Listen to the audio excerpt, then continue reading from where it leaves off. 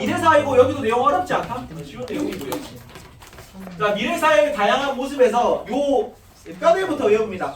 미래사회의 다양한 모습을 어느 측면에서 볼 거냐면, 자, 정치 경제적 측면, 그다음에 과학적 영역, 그다음에 환경적 영역 세 단계로 나눠서 보거든요. 그래서 요거만 외웁시다. 자, 미래사회를 어떤 측면에서 분석하느냐 세 단계. 자, 첫 번째 단계는 국가 간 일, 갈등하고 협력이다. 두 번째, 과학기술 발전입니다. 과학기술 발전 영역에서 볼 거고. 세 번째, 생태환경 변화 측면에서 볼 겁니다. 환경 변화. 이게 뼈대기 때문에 요거만 짧게 외웁니다. 아무나 시킵니다. 15초. 자, 미래 사회를 어떻게 볼 거냐면 국가 간 갈등의 과학기술 발전, 생태환경 변화 측면에서 볼 건데, 요거 각각의 장밋빛 미래, 희망편, 절망편을 나눠서 보면 돼요. 그러니까 세 가지 카테고리만 일단 외웁시다. 10초.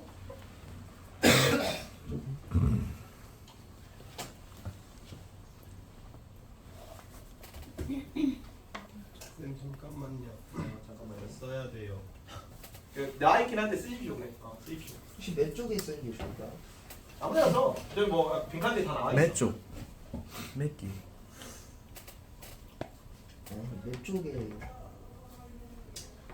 자, 시훈아, 세 가지 뭐예요? 시훈아, 안 잤어.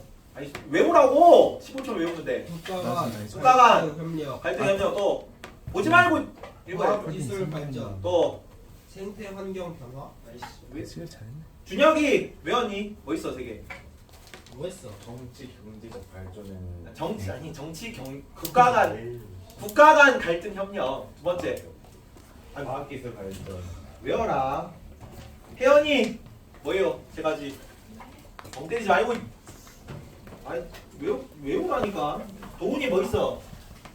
국가 간 국가 간 협력 갈등 갈등, 협력. 또 과학기술 어쩌고, 과학 발전 그리고 생태환경 변화 세 가지다. 요 내용을 보면 된다. 어, 요 앞에 이제 그 미래에만 나오는 내용이긴 한데 참고로만 알아두세요. 미래 예측 방법 두 가지가 있거든. 미래학은 과거나 현재를 바탕으로 미래 사회를 예측하는 학문입니다. 역사는 과거의 학문이고 미래학은 미래에 대한 학문이겠죠. 자, 근데 미래 예측 방법으로 두 가지가 있다. 첫 번째가 전문가 합의법이라는 게 있고요. 전문가 합의법. 두 번째가 시나리오 기법이라는 게 있어요. 시나리오 기법. 자, 시나리오 기법은 가능한 여러 시나리오를 전부 다 나열해 보는 방법을 얘기해요. 주요 시나리오 한 대여섯 개 막 쭉 나열해가지고 그 중에 뭐 이렇게 될 수도 있고 이렇게 될 수도 있고 이런 게 시나리오 기법이고, 전문가 합의법은 관련된 여러 전문가들이 모여가지고 가장 예상 가능성 높은 시나리오 하나를 이제 구축하는 걸 얘기합니다. 그래서 설명 요거 보고만 넘어가자. 13만 원 좀. 너네는 아마 안 나올 것 같긴 한데, 전문가 합의법은 각 분야 의견을 종합하여 미래를 예측하는 기법입니다. 델파이 기법이라고 하고요. 시나리오법은 세네 개 복수의 미래를 가져가는 시나리오를 작성하는 기법입니다. 넘어가고요. 다음. 이름이 뭐 떠올리라서. 자, 처음에 국가 간 갈등 협력부터다. 정치 경제적 영역이고, 자, 정치적으로는 뭐가 확대될 수 있냐면, 믿어. 정치적으로는 국제기구 같은 게 다양하게 나타날 수 있습니다. 국제기구 확대. 정치적으로 이제 주도하지만 뭐 협정 조약 이런 거 맺어가지고 이제 서로 협력하는 게 늘어날 수 있다고. 하지만 반대로 주도권을 차지한 분쟁으로 난민이나 빈곤 같은 이런 게 심화될 수도 있다. 이건 절망편이죠. 그래서 여기 보면은 이렇게 나온다. 미래 사회에서는 국가 간 협력 관계가 긴밀해지면서 국제적 갈등은 감소할 것입니다. OX. X다 X. 서로 이제 나중에 교통통신이 발달할수록 세계가 긴밀해진다는 거야. 세계가 긴밀해질수록 원래 가족끼리 그렇죠. 친하게 지내는 것도 제일 친하고 싸우는 것도 제일 많이 싸우잖아. 협력이 증가하고 협력도 증가하는 동시에 갈등도 같이 증가하는 겁니다. 그리고 경제적으로는 지역무역협정. 알아두세요. 지역무역협정. 블록 경제 하면서 얘기했다 이거. 지속 가능한 국제무역 파트에서 나왔지. 그래서 이 FTA 관세동맹 공동시장 경제통합, 이거 EU가 완전 경제통합이죠. 단일화 분양하잖아요. 유로화. 국가 간 체결하는 지역 간 경제 통합을 얘기합니다. 지역 무역 협정입니다. 그리고 세계적으로 국제 분업이 많이 확대될 수도 있다. 뭐 이런 게 나옵니다. 그리고 경제적 격차는 경제적 문제점은 뭐겠니? 부정적 전망은 당연히 빈부격차죠. 세계화의 경제적 연방의 문제점도 빈부격차로 나왔었다. 기억나죠? 기억나니? 야, 자원 분쟁도 늘어날 수 있고. 요거는 너네는 이게 나오죠. 공동시장 이런 게 나오기 때문에 요 파트를 한 번만 보고 간다. 저번에 한번 했었는데 수업을. 네, 지속 가능한 국제 무역에서 지역 경제 협력체 얘기를 했었어요. 조금만 보고 간다. 너네는 프린트에 지금 없어요. 이제 화면을 보세요. 지역 경제 협력체. 여기 나왔지. 여기 나오는데. 자, 이거 뭐라 그랬어요? 유럽 지역에 유럽 자유무역이라고 뭐라 그래? 이거 EFTA는 잘 안 나오고요. 유럽 연합 정도 알아두라. EU죠, EU. 여기는 EU 가입 안 한 4개국끼리 경제 협력 맺은 거. 유럽 자유무역 EFTA라고 그러고요. 자, 여기 동남아시아 국가에는 뭐라 그래? 아세안이다. 아세안. 아세안인데 여기가 어소시에이션입니다. 어소시에이션. 협력체라는 얘기고 사우스 이스트 무슨 쪽이야? 사우스 이스트 남도. 동남쪽 가보지 남동. 동남쪽이다. 동남 아시아 네이션즈입니다. 사우스 이스트 아시아 네이션스 어소시에이션인 거지. 이해가니? 그래서 아세안 국가들이고. 다음 요거 뭐라 그래? 요 전부 다 들어간 거. 요 전부 다 들어간 거. 에이펙이죠, 에이펙. 얼마 전에 정상회담 했잖아. 에이펙 정상회담 경주 부산에서 했죠. 아시아 퍼시픽이 태평양이죠. 아시아 퍼시픽 이코노믹 코퍼레이션입니다. 괜찮죠? 아, 이게 아시아 태평양. 아시아 태평양 아시아 태평양. 위에 거는 요 영내 포괄적 경제 동반자 협정이라고 그래. RCEP입니다. RCEP. 여기 동남아 지역이랑 호주까지만 포함된 겁니다. 여기다가 뭐가 들어가냐면 미국까지 들어가면 아시아 태평양 경제 협력체예요. 그래서 미국도 와줘 이번에. 그다음에 북쪽에는 뭐 있어? 미국, 캐나다 들어간 거 뭐야 이거? 뭐라 그래요? 북미 지역의 시장 공동체 뭐라 그래? 북미 시장 공동체. 나프타인데 노스 FTA죠. 노스 아메리카 FTA였거든요. 이름이 바뀌었죠. 뭘로 바뀌었니 이름이? USMCA로 바뀌었어. US가 뭐야? US 유나이티드 스테이트, M이 멕시코, C가 캐나다, A가 어그리먼트다. 그래서 그 미국, 멕시코, 캐나다 협정이라고 해가지고 나프타가 이름만 바뀐 거죠. 정부가 바꿨어요. 밑에 뭐라 그래요? 이거는 남미 공동시장 뭐예요? 메르코수르 알고 있어야 돼. 이 정도는. 메르카도가 마켓이랍니다. 마켓. 그리고 코가 커먼 공동이란 뜻이고 서가 남쪽 사우스야. 그러면 남쪽의 공동시장인 거지. 남미 공동시장이라고 그래. 알고 있어라. 여기까지 지역 경제 협력체가 뒤에는 자세히 안 나오는데 여기 파트에서 나올 수 있다. 너네가 창비가 제일 자세히 나와가지고 너네는 넘어갑니다. 넌 아니지. 넌 아닌데 알아. 넘어갑니다. 자, 그리고 경제적으로는 아까 지역 무역 협정이었죠. 지역 무역 협정, 지역 무역 협정이 확대됐었고요. 국제 분업이 세계적으로 이루어질 수 있고 빈부격차 상황으로 나타났습니다. 사례로 뭐가 나오면 동아국가에서 단일 통화인 유로화로 EU가 완전 경제 통합이 이루어졌죠. 여기서는 그 원래 국가에서 쓰던 파운드화, 뭐 마르크화 이런 거 다 없어요. 이제 EU만 쓴다. EU만 사용합니다. 유로화만 써요. 완전 경제 통합이 이루어지고 옛날에 독일 화폐가 마르크화였어요. 그다음에 동아국가에 이제 부정적 전망 어떤 거 나오냐면 영국이 2020년에 브렉시트 하면서 EU 탈퇴했죠.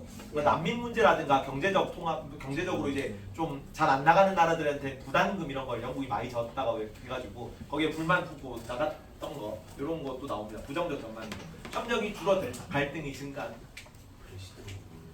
브렉시트 엑시트 하는 거죠. 브리튼이 엑시트 하는 거. 영국이 EU를 탈퇴하는 걸 브렉시트 하는 거. 다음 과학기술 발전에서 뭐 나오냐면 과학 영역인데 과학 영역에서는 4차 산업혁명이 나옵니다. 4차 산업혁명. 자, 1차 산업혁명이 농업 들어가는 거 맞아 틀려? 농업혁명이 1차 산업혁명입니까? 이거 구별해라. 이게 엘빈 토플러라고 미래학자가 있어요. 제3의 물결이라고 들어봤니 혹시? 책 처음 듣니? 제3의 물결이라는 책이 있는데 엘빈 토플러가 제시한 이제 인류 역사를 바꾼 세 가지 물결이 있어. 1회 혁명이 첫 번째 물결이 농업혁명입니다. 2회 두 번째 혁명이 산업혁명이고 세 번째 혁명이 정보혁명인데 여기서는 그거 얘기하는 게 아니야. 그걸 구별해야 된다. 농업혁명은 안 들어가. 왜냐면 4차 산업혁명이니까. 1, 2, 3, 4차 산업혁명은 전부 다 산업과 관련된 거다. 뒤에 나오는데 뒤에. 요거 창비에 이렇게 나오기 때문에 너네 교과서 내용이거든요. 내가 조금 더 추가한 내용입니다. 이거 알아두면 구분할 수 있어야 된다. 너네 객관식 선지로 물을 수 있다 이거. 1차 산업혁명, 2차 산업혁명 바꿔가지고. 자, 1차 산업혁명은 우리가 알고 있는 일반적으로 알고 있는 산업혁명이야. 그래서 그 증기기관 혁명이죠. 석탄혁명이란 말이야. 그래서 증기기관과 석탄 기반을 가지고 기계화가 이루어진 거지. 그래서 제임스 와트 증기기관이 1776년에 상업적으로 도입되고 이거 얘기하는 겁니다. 여기 나오면서 무슨 자본주의였어? 자유. 산업자본주의다. 산업자본주의. 산업자본주의 등장 그거 얘기하는 거고. 그다음에 2차 산업혁명. 자, 19세기 후반에 아까 뭐가 등장했다? 어떤 게 등장하면서 주요 자원이 바뀌었다? 석유. 석유가 사용된 시기다. 그래서 내연기관 발전되고 전기가 사용되는 시기입니다. 그래서 내연기관 전기 기반으로 공업화혁명 대량 생산이 이루어지는 시기입니다. 공장이 많이 들어서는 시기야. 이까지는 전부 다 공업혁명입니다. 2차 산업 기반 공업혁명. 그다음에 3차 산업이 지금입니다. 지금. 그래서 정보화혁명인데 컴퓨터와 인터넷 기반의 디지털 혁명. 1990년대 진짜 그 후반부터 우리 인터넷 들어오고 컴퓨터 들어오고 하면서부터 이제 이 3차 산업혁명이 이루어졌어요. 그리고 4차 산업은 아직 안 왔다. 그러니까 미래에 무슨 산업이 주요 먹거리가 될 것이다라고 예상하고 있는 단계입니다. 근데 그 주요 먹거리가 어느 분야에서 있을 거라고 생각하냐면 요 세 개다. 물리학이랑 정보학이랑 생명학, 생명공학 요 세 개의 분야에서 이 얘네들이 서로 막 상호 교류하면서 연계되면서 그래서 뭔가 이제 다 연결되는 그런 영역으로 4차 산업이 발달할 거라고 보고 있습니다. 크라우슈 슈밥이라는 사람이 그 1, 2, 3차 산업혁명이라는 걸 처음으로 분류한 사람이거든요. 그 사람이 이제 얼마 안 됐어요. 2000 몇 년도에 4차 산업혁명 용어를 사용하면서 이 분류가 사용되기 시작했습니다. 그래서 여기는 둘 다 정보혁명이야. 3차 산업 기반의 정보혁명이야. 1, 2, 3차 산업이 뭔지는 얘기를 예전에 했죠. 1차 산업이 자연으로부터 재화를 얻는 거. 그래서 농업, 농림업 이런 게 들어갔었고 2차 산업이 공장 기반이잖아. 공업 기반이고 3차 산업이 서비스업 들어가는 거죠. 정보 산업이 여기 들어간다. 자, 물리학, 정보학, 생명공학 요거 세 개 영역이 어떻게 각각 부정적 전망, 긍정적 전망을 보면 된다. 똑바로 써 있어. 내용 봅시다. 첫 번째, 물리적 영역에서는 뭐가 주로 나오면 여기는 로봇이 나오고요. 물리학은 디지털 영역에서 전부 AI가 나온다. 결과적으로 거의. 그다음에 바이오, 생명공학 이런 건 유전자 복제, 유전자 조작 뭐 이렇게 나올 거예요. 자, 물리적 공간 극복에서 로봇이 노동력을 대체해 줄 겁니다. 우리가 이제 일을 안 해도 되는 거지. 일을 안 해도 계속 물건 생산이 이루어지니까 생산량이 늘어나고. 그래서 고령화 문제에 대한 해결책 중 하나다. 로봇공학 발전. 그리고 우리도 이제 일을 안 해도 되니까 여가 생활이 확대될 거죠. 일을 안 해도 물자가 남아도는 시대가 될 겁니다. 장밋빛 미래야. 장밋빛 미래. 그리고 물리적 공간이 극복되면서 도심항공교통이라고 씁니다. 도심항공교통. 도심항공교통. UAM이라고 합니다. UAM. 어반이 뭐야? 어반. 도시의 에어 모빌리티입니다. 그래서 도심 항공 교통이야. 다음 우주 호텔 같은 거. 이제 물리적 공간을 극복해서 어디까지 진출할 수 있다고? 우주까지 갈 수 있다고. 그래서 뭐 이제 뭐 방학 때 잠깐 휴가 받아가지고 우주 호텔에서 묵고 뭐 좀 우주 별들 좀 보고 하다가 다시 이제 학원 들어오고 막 이러는 거죠. 별들 달고. 그런 시기가 올 수 있다. 장밋빛 미래는 장밋빛. 안 했잖아. 다음, 근데 어떤 절망편이 있냐면 여기는 반대로 로봇이 모두 노동력을 대체하기 때문에 일자리를 잃어갈 거예요. 실험 문제가. 그래서 단기간에는 이 문제가 부정적 요소가 더 클 걸로 보고 있어. 요새 막 그 AI가 그림 막 다 그려주잖아. 그래서 일러스트레이터들이 일자리 구하기 되게 힘들어졌다고 하거든요. 개발자도 코딩 같은 거 다 AI가 대체해주기 때문에 개발자도 일자리 구하기가 점점 힘들어지고 있는 중이거든요. 그렇지? 근데 AI 분야가 먼저 발전해서 그렇지 아직은 블루칼라 쪽은 위협이 안 돼. 노동력 쪽은. 근데 곧 뭐가 발전할 거야? AI를 탑재한 로봇이 상용화되면서 단순 노동자들도 일자리를 점점 더 잃어가게 되겠죠. 괜찮지? 그래서 실험 문제가 확대될 거고 그리고 우리가 되게 프로그래밍을 완벽하게 했더라도 뭐 진짜 버그하고 뭐 먼지 끼고 이래가지고 오작동을 할 수 있단 말이야. 인간이 이제 지시한 대로 뭔가 이루어지지 않았을 때 인간이 통제할 수 없는 문제, 완전 문제 같은 거 발생할 수 있을 겁니다.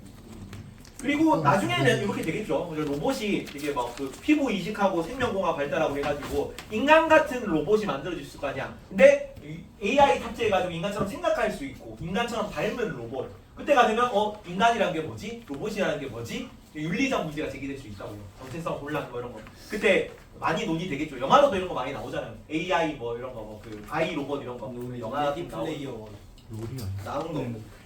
그다음에 디지털 정보 연결에서는 초연결 사회라고 합니다. 초연결 사회는 다 연결되는 거야. 그래서 인간, 그다음에 인간과 사물들이 다 네트워크로 연결된 사회를 뜻합니다. 여기 IoT 인간, 사물이 네트워크로 연결된 사회고 대표적으로 IoT 같은 거. 여기 O가 소문자다. 대문자 I, 소문자 O, 대문자 T. 그래서 뭐의 약자냐면 인터넷 오브 띵스의 약자야. 그 번역할 때는 사물 인터넷으로 번역합니다. 요즘에 뭐 홈 IoT 이런 용어 많이 들어봤잖아. 홈 IoT. 집에서 그 핸드폰이나 리모컨 하나 가지고 뭐 세탁기도 돌리고 뭐 불도 켜고 뭐 가스 불 이런 거, 에어컨 이런 거 다 일괄적으로 할 수 있는 체제야. 모든 사물들이 다 연결돼 있는 거지. 지금 뭐 빔 프로젝터 이런 거는 리모컨으로 켤 수 있잖아. 이런 것도 인터넷 연결돼 있죠, 핸드폰이. 근데 나중에 되면 책상이든 뭐 가방이든 뭐 칠판 지우개든 전부 다 인터넷으로 연결되는 시대가 올 거라고. 그걸 IoT라고 합니다. IoT. 그리고 뭐 메타버스 가상현실, 가상현실은 VR이라고 그러고 증강현실도 나오더라. 증강현실 AR이라고 그러죠. 어드밴스드 리얼리티입니다. 포켓몬고가 AR이다. 가상현실을 가상 공간을 현실에 더 씌우는 기술이죠. 그래서 여기 딱 그 핸드폰으로 하면은 아무것도 없는 공간인데 여기 피카츄 나오고 뭐 뚜벅초 나오고 하잖아. 그런 느낌으로 여기까지 전부 다 메타버스에 들어가요. 다음 AI 기술이라거나 빅데이터 같은 거 활발해지겠죠. 빅데이터나 AI 기술이 활발해질 거고. 요거는 긍정 편이고 긍정적 전망이고 부정적 전망은 정보 격차는 당연히 확대되겠죠. 지금은 주요 생산 수단이 옛날에는 노동이었고 그 다음에 토지였고 지금은 자본이 주요 생산 수단이거든. 그러니까 부가가치를 창출하는 주요 수단이 그 자본인데 곧 뭘로 바뀔 거라고 정보로 생산 수단이 바뀔 거라고 얘기를 해. 그러면 정보는 막 널려 있는 게 정보지만 양질의 정보에 접근할 수 있는 사람과 그냥 그 떠돌아다니면 좀 트래시 같은 정보들만 접촉할 수 있는 사람들 사이에 빈부격차가 더 커질 거라고. 괜찮죠? 정보격차가 경제적 격차로 커질 거고 전자감시는 더 심해지겠죠. 저거잖아요. 그죠? 파노티콘 뭐 이런 거 나올 거고. 그래서 우리 개인 정보들이 다 이제 감시당할 수 있는 그런 사회로 갈 거고요. 그리고 요것도 알아두십시오. 데이터 편향성이라고 합니다. 데이터 편향성. AI가 우리 정보를 학습하는데 우리가 먹이는 정보에 따라서 걔가 다르게 학습할 수 있는 거지. 좀 뭐 사상적으로 뭐 사회주의 사상만 딱 북한 쪽 정보만 습득한 AI라면 주체 사상 만세 뭐 김일성 수령 동지 뭐 이런 얘기할 거 아니야. 그지? 그래서 어떤 정보를 얘가 습득하느냐에 따라 각각 같은 문제에 대해서도 뭐 윤리적 문제가 발생하더라도 서로 다른 해결책을 내놓을 수 있다고. 우리가 AI가 뭐 정답만 말한다고 생각하는데 학습된 양에 따라 편향된 결과를 내놓을 수도 있다는 얘기죠. 데이터 편향성. 기계 AI 학습 데이터가 사람 사이에 가지는 판별을 포함하는 현상을 얘기합니다. 괜찮죠? 그리고 특이점이라는 용어도 좀 알아둡니다. 특이점은 인류가 과학기술을 이해할 수 없는 시점이다. AI가 스스로 자기 스스로를 개발하기 시작하는데 그 메커니즘을 인간이 이해할 수 없는 상태. 블리츠 크랭크. 곧 오겠죠. 곧. 싱귤레리티라고 합니다. 그래서 특이점이 도래하게 되면 인간이 AI를 통제할 수가 없어요. 왜냐면 이해할 수가 없으니까. 이게 어떤 방식으로 작동되는지를 알아야 이거 하지마 이렇게 수정해 뭐 이렇게 얘기할 수 있잖아. 근데 우리가 이해할 수 없는 영역 너머로 걔네들 혼자가 발전하고 막 개발하고 그런다고. 통제가 안 되겠죠. 이런 걸 통제하기 힘들다. 또 AI가 개인 정보를 무단 활용한다. 뭐 개인 정보 유출된다거나 뭐 우리 뭐 개인 뭐 그림체 이런 거 막 학습한다고 저작권 설정하고 막 이런 거 있잖아. 그런 문제도 발생할 수 있습니다. 이런 거 그냥 이해하고 넘어가면 되죠. 뭐 굳이 외울 필요까지는 없다. 용어만 알면 되고. 다음 바이오 생명공학에서 생명공학이 발달하니까 당연히 이제 식량 생산량은 늘어날 겁니다. 관련해서 두 가지 용어만. 수직 농장이라든가 수직 농장. 그다음에 GMO 같은 단어들이 나올 수 있다. 수직 농장은 원래 수평적으로 이렇게 공간이 이루어지잖아. 근데 그걸 이제 층층 위로 쌓아 올리는 농장을 얘기해요. 원래 그 도심 지역에 공간이 부족한데 위로 농장을 쌓아 올리면 도심 고층 건물을 농경지로 활용하는 기술이기 때문에 공간이 많이 필요하지 않지. 위로 계속 위로 쌓으면 되니까. 위로는 뭐 고도가 설정 높이까지 올라갈 수 있잖아. 그래서 식량 문제 해결에 도움이 될 거다 이렇게 보고 있고. 그리고 GMO는 유전자 조작 식품을 얘기해요. Genetically Modified Organism이다. 유전자 조작된 변형 식품이다. 이런 거 빨리 갔다 오고.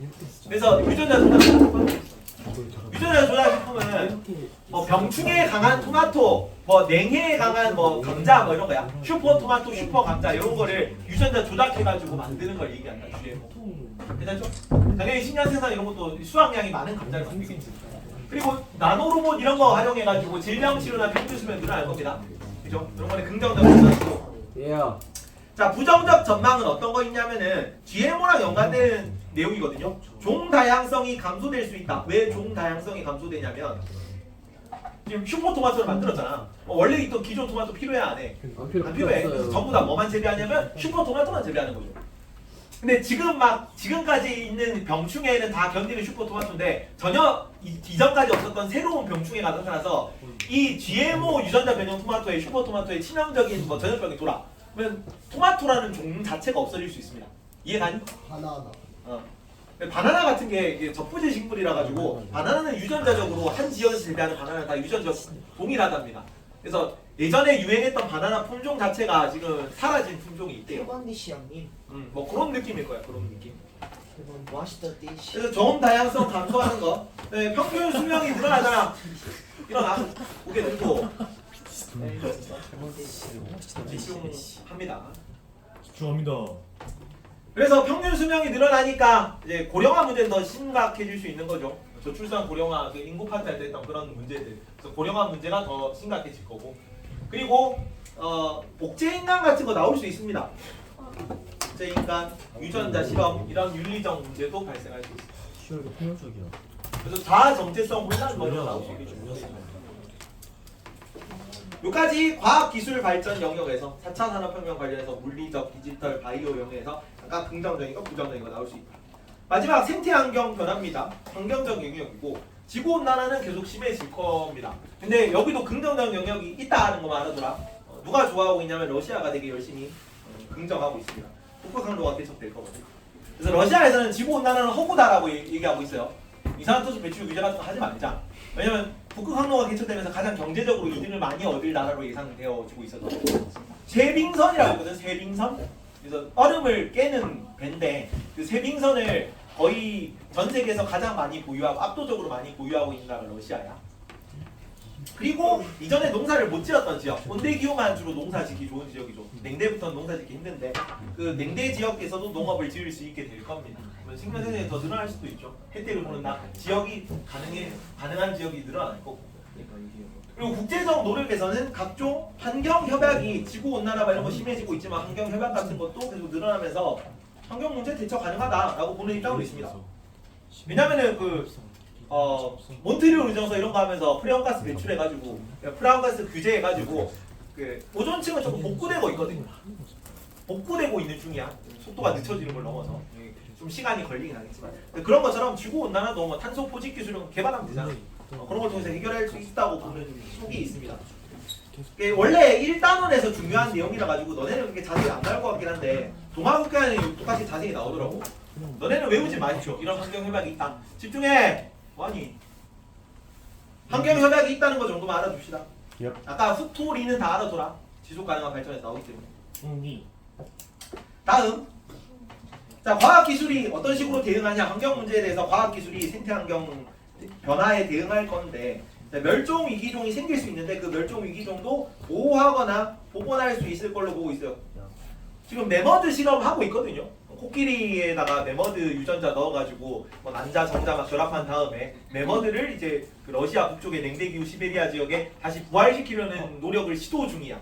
그런 것처럼 멸종 위기종 동물들은 유전자 채취해가지고 보관하고 있고 그리고 멸종 동물들은 유전자 실험 같은 거 해가지고 다시 복원하려고 노력하고 있고 그래서 종 다양성 감소도 이런 과학 기술이 해결해 줄 거라고 보는 입장도 있습니다.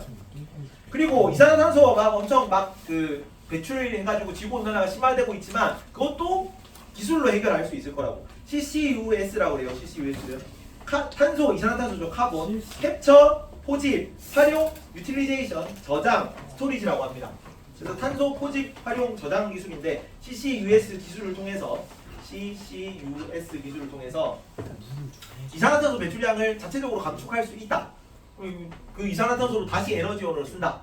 그러면 이제 이 탄소 배출량은 전체가 줄어드니까 지구온난화 막을 수 있다라는 겁니다. 희망템. 하지만 부정적 측면은 이제 흔적 파괴되는 게 나오겠지. 지구온난화로 기후변화, 기상이변이 나타날 거고 다양한 환경 문제, 지구온난화 이외에도 사막화라든가 열대림 파괴 같은 문제 이런 게 더 심각해지고 있습니다. 이거는 우리 1학기 때 환경 문제 하면서 자세히 봤던 내용이다. 여기는 조금 다시 언급하는 정도 수준으로 나옵니다. 환경 파괴로 인해서 종 다양성이 감소한다. 그래서 요런 이제 대결식이 나오는 거죠. 유전자 기술을 통해서 멸종 위기를 복원한다. 그리고 개발을 열심히 하니까 자원 고갈 뭐 이런 게 나타날 수 있을 거고. 그래서 아까 얘기했던 거 세계 경제 포럼의 전 세계 장기 위험 요인 심각, 상대적 심각도 이런 게 나온다고요. 전부 기후 재해와 관련된 내용이 전부 다 상위권에 위치해 있어요. 다음. 이거는 아담안토나 요나스의 책임윤리라고 합니다. 생윤 심화 내용인데 지학사에만 나와요. 알아만 주세요, 용어. 그러니까 이전에는 우리가 책임지는 대상이 누구였냐면 현 세대 인류만 책임졌다. 서로 우리가 남한테 해를 끼치면 안 돼라고 서로를 책임지는 건데 요나스가 얘기한 책임 윤리는 책임의 범위를 미래 세대랑 자연 환경까지 늘린 윤리예요. 그래서 새로운 책임을 제시했다라고 평가를 받습니다. 그래서 환경과 미래 세대까지 책임의 범위를 확대하는 새로운 윤리학을 제시했다. 참고로만 알아줍니다. 넘어가봅니다. 나머지는 크게 문제가 없을 것 같습니다. 마지막 세계 시민 의식이다. 8분 컷 하겠습니다. 자, 세계 시민이라고 해요. 세계 시민. 개별 국가를 넘어서 세계적 시각에서 지구의 문제를 이해하고 합리적으로 해결하려고 노력하는 사람입니다. 이 세계 시민은 전 세계 지구촌의 개별 개인들을 뜻하는 거다. 그래서 국가나 민족이나 종교나 성별이나 이런 걸 다 뛰어넘은 개인 대 개인으로서의 인간을 세계 시민이라고 불러요. 괜찮죠? 세계 시민입니다. 세계 시민 의식은 세계 시민으로서 가져야 되는 마인드를 얘기하는 거죠. 어떤 가치를 중시해야 되면 당연히 세계 시민이가 보편적 가치를 중시해야 될 거고, 보편적 가치를 중시하고 스스로를 지구 공동체 구성원으로 여길 겁니다. 스스로를 지구 공동체 구성원으로 여기고 세계 시민으로서의 권리와 의무를 자각하고 그리고 빈곤, 인권, 환경, 평화 이런 문제에 대해서 너네 교과에서 보면 두세 페이지로 엄청 자세하게 나오던데 이런 게 있다 정도 하더라. 빈곤 문제는 세계은행 기준으로 $2 미만 생활하는 사람을 빈곤한 사람이라고. 빈곤, 인권, 평화, 환경, 지구촌 문제죠. 이런 거에 대한 문제를 인식하는 시민입니다. 세계 시민. 한태가 할 말 있다. 그거나 조용히 해. 아니 여기 뭐 잘못 쓰셨다. 뭐 왜? 세계 공동체를 세계 공동체, 지구 공동체. 세계 공동체, 세계 공동체, 지구 공동체. 그리고 마지막으로 세계 시민주의 이거 제시한 학자 누스바움이라는 사람이 있습니다. 누스바움의 세계 시민주의인데 비상교과 이렇게 나와요. 마사 누스바움이라는 사람이고, 자 개인은 어디에 속해 있냐면 가족 안에 확대된 가족, 이웃, 지역, 집단, 시민, 국가, 인류까지 점점 넓어지는 어떤 공동체라는 집단에 속해 있다. 더 큰 동심원에 속한다고 나올 겁니다. 그리고 우리는 이렇게 큰 공동체에 속해 있는 존재이기 때문에 더 큰 공동체를 위해 행동을 해야 된다고 이런 얘기를 했던 사람이에요. 개인은 자아에서 인류까지 확대되는 동심원에 포함되고 스스로를 인류에 둘러싸인 세계 시민으로 인식하고 더 큰 공동체를 위해 행동한다. 이런 게 있다 정도만 알고 있습니다. 마지막 세계 시민의 자세인데 개방적 태도 그리고 관용 정도만 기억합니다. 관용. 그러니까 전 세계가 다 하나의 지구촌이기 때문에 우리 동료나 동지 같은 개념을 받아들이는 거지. 남을 문화가 다른데 민족이 다른데 이렇게 생각하지 말라고 관용적인 태도를 가져라 이런 내용이고. 마지막으로 이게 너네 끝나는 건데 너네가 미래 세대에 어떤 직업을 가질지에 대해서 이제 대충 방향만 제시하고 통합사회 교과서 끝내는 거예요. 그래서 여기 자 세계 시민으로서 미래 직업 탐구인데 일단 너네 자아 정체성을 이해하고 너네를 자아에 대한 자아 적성, 자아 실현을 고려해서 미래 사회와 공동체에 기여하는 직업을 탐색해야 된다는 겁니다. 지속 가능한 발전이라든가 세계 시민 의식이라든가 세계 시민 의식은 공간적인 개념이고 지속 가능한 발전은 이제 미래 시간적인 개념이니까 이런 걸 다 고려한 다음에 너네가 기후 변화 대응 전문가, 신재생 에너지 전문가, 도시재생 전문가, 생체 인지 전문가 이런 걸 할 수 있다는 얘기지. 괜찮죠? 그래서 이제 너네는 유론 시민으로 자라나야 돼 하면서 동합사 읽고 가서 끝나는 거야. 뒤에 5분 남았는데 문제 몇 개만 풀어보고 마칩시다. 아닙니다. 자, 성수 통사인데 과학기술 발전에 따른 미래 지구촌 모습으로 적절한 거. 생명 및 유전공학 발달로 인간 수명이 연장되겠죠. 네. 인간 복제는 인간 정서 해설 윤리적 문제를 맞아요. 불러올 수 있겠죠. 사물 인터넷 기술로 발달된 고도로 발달된 유비쿼터스 시대. 유비쿼터스도 용어만 알아두세요. 용어. 유비쿼터스는 라틴어로 어디에나 있는 이라는 뜻이래. 그래서 그 막 영화 같은 거 보면 매트릭스 영화 같은 거 보면 그런 거 나오거든. 혹은 그 뭐 어떤 상태냐면은 아이언맨 보면 자비스가 허공에서 딱 부르는데도 그냥 또르르 이런 식으로 다 인터넷에 연결할 수 있잖아. 그래서 우리가 언제 어디서든 있든 모든 공간이 다 데이터로 연결된 사회. 그럼 유비쿼터스라 그래. 근데 사물 인터넷이 확대되면 유비쿼터스로 연결될 수 있겠죠. 그래서 이것도 맞고요. 개인정보 유출, 사생활 침해 등의 문제가 감소할 것입니까? 아니겠죠. 이건 더 늘어나겠죠. 정보 사회가 도래하면서. 시간 거리가 크게 늘어나 사람들의 생활 범위가 더 확대될 것입니까? 아니야, 이거 아니다. 시간 거리는 감소한다고 외우십시오. 지구가 축소되는 거죠. 그래서 그 교통통신이 발달하면서 시공간이 확대된다. 맞아, 틀려. 시공간이 감소된다다. 시공간이 수렴한다로 해야 돼요. 시공간이 발산한다, 확대된다. 틀린 선지다. 괜찮죠? 시공간은 수렴하는 거다. 수렴하는 거. 그래서 기흥, 니은, 디귿이 옳은 선지다. 기흥, 니은, 디귿. 답이 1번이고. 62번 내용 안 어려요. 여기는 이렇게 변별력 들어가는 파트는 아닙니다. A, B에 해당하는 거. 자, 이산화탄소 배출이 늘어나. 그러면 뭘까? A는 뭘까? 이산화탄소 배출이 늘어나는 거는? A 무슨 환경 문제야? 이산화탄소 배출이 늘어나는 건 무슨 환경 문제랑 직접적으로 연관돼요?